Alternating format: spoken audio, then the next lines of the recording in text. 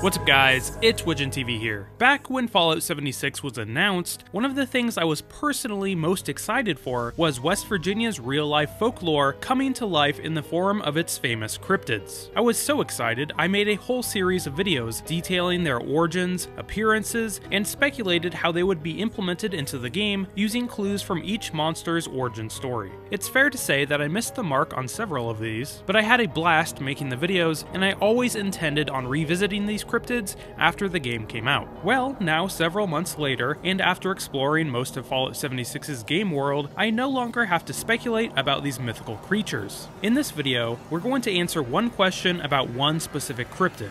What is the Flatwoods Monster?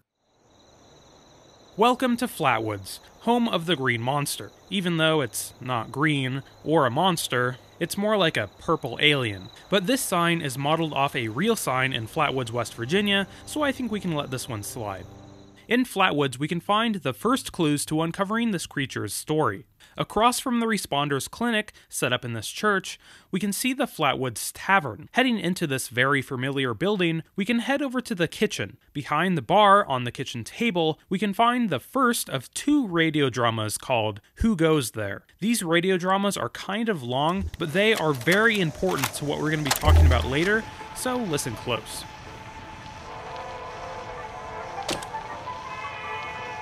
Welcome back, dear listeners. It's time once again to put aside all you think you know, all you believe to be true. Time to open your mind to the strange, bizarre, and sometimes terrifying world that exists in the shadows and fringes of our own, where myth, legend, and rumor are made real. Yes, it's time for more thrilling tales from the West Virginia hills. Tonight's episode, Who Goes There? The Strange Encounter in Flatwoods, is brought to you by Sugar Bombs, the breakfast cereal with explosive great taste and 100% of the recommended daily allowance of sugar. Get your morning started right with Sugar Bombs. Our tale begins on a fateful night when a young pioneer scout, Fred Fisher, finds himself in quite the predicament, having taken a spill and fallen into a dark place.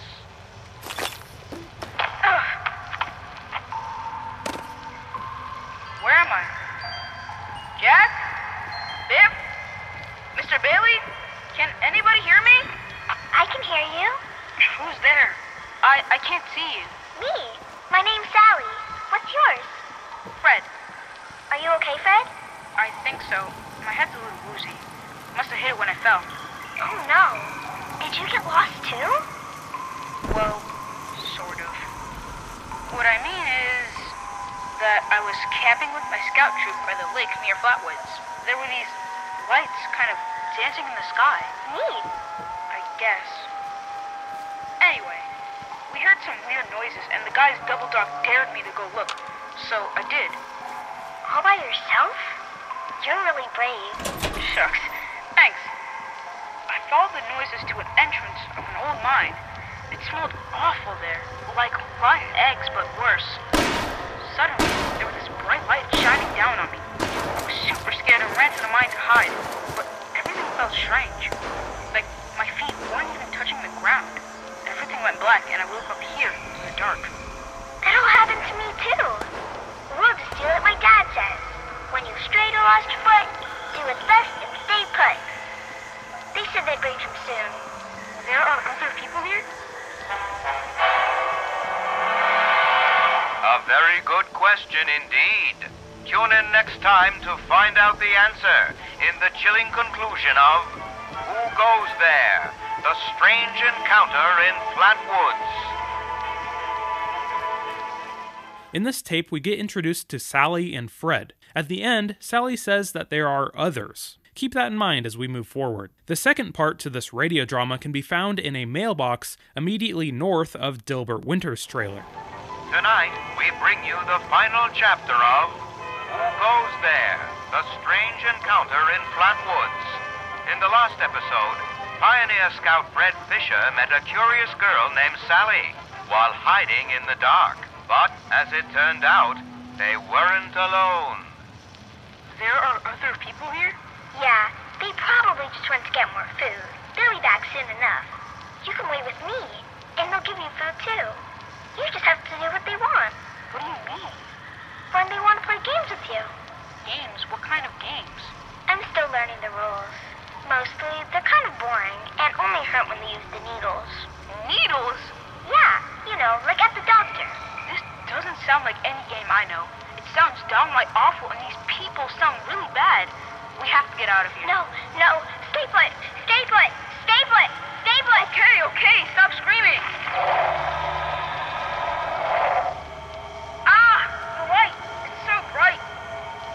That's where they come in to bring food, or when it's time to play. Sally, what's that helmet thing you're wearing? It looks like it's screwed into your head. Time to play. Time to play. Sally, Time what's wrong? to Why are you acting like that? Time to play. I see them now. Time to They aren't human at all. time to No, stop! Let me go! Sally, help me! I don't want to play! I don't want to play any games! No! Fred Fisher was found days later, wandering by the river outside Flatwoods. He was disoriented, but unharmed, save for 2 small wounds on each temple. To this day, Fred is convinced his strange encounter was real, and even continues to search high and low for a missing girl named Sally, whom he swears he met. So I leave it to you to decide, dear listeners. Was this simply the wild imagination of a frightened boy lost in the woods? Or was Fred Fisher in fact abducted by brainwashing aliens from outer space? Be sure to tune in next week for another thrilling chapter of Tales from the West Virginia Hills. These holotapes serve to introduce the Flatwoods Monster species of the Zetans. And yes, the Flatwoods Monster is a Zetan. We will be talking about that more here in a second. But the Zetans are the long-running alien race in the Fallout universe, starting in Fallout 3, and have since been featured in every Fallout. In Fallout 3, there was even an expansion revolving around these extraterrestrials, where you are abducted by a Zetan mothership and tasked with freeing yourself from hostile custody. In the DLC, you meet several other people that have also been abducted. And if we think back to the first holotape at the end, Sally also says that there are other people on her ship also. They said they'd bring him soon. There are other people here? And it just so happens that one of those people you meet is a younger girl named Sally. Sally sounds like she has been on the ship for quite some time, and helps you navigate the ship by opening doors. So this made me think, is the Sally from the radio dramas the same Sally that is in the Mothership Zeta DLC? Well, it sure seems like it. But there are a few problems, like the fact that the story that the radio dramas are based on came from before the war, and Fallout 3 takes place 200 years after the Great War. That means this Sally would have to be over 200 years old. In the Fallout universe, there are a few ways that this is possible. Things like ghoulification can extend your life for hundreds of years. We also have things like cryostasis in Fallout 4. Well, luckily for our theory, there is in fact some sort of stasis suspension device on board the Zetan mothership. In fact, while you're playing the DLC, you can find several characters not from the same time periods. For instance, this feudal period samurai. So it sounds like the stories from the radio drama, Who Goes There, are in fact based off real abduction stories. At the beginning of the first radio drama, we hear a short description of an encounter with the fabled Flatwoods Monster. And one time when I returned to my campsite, I was lucky enough to get an encounter of my own. I found myself face to face with a Flatwoods Monster. There's a few interesting bits I noticed while fighting it. The first thing that I noticed was the fact that the turrets I had placed all around my camp were charmed by the Flatwoods Monster, making them essentially ignore it altogether. Later, when a wild mongrel showed up, it also was charmed by the Flatwoods Monster and headed straight for me, ignoring the Flatwoods Monster altogether. And finally, after I finished it off, I headed over to inspect the body.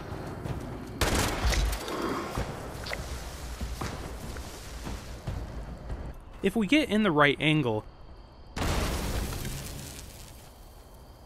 we can easily see that this creature behind the helmet is a Zetan alien. The size, texture, and shape of the head match that of a Zetan, and the Flatwoods Monster's mouth really gives it away. So why does it look like this? We have seen other Zetans not require this encapsulating suit and hover thrusters. Well, again, if we look close, we can see that the Flatwoods Monster is normal sized above the waist, but it looks like this is some sort of deformed Zetan, or maybe some sort of subspecies, where the lower half of the body is shrunk, and that's why it requires the thrusters.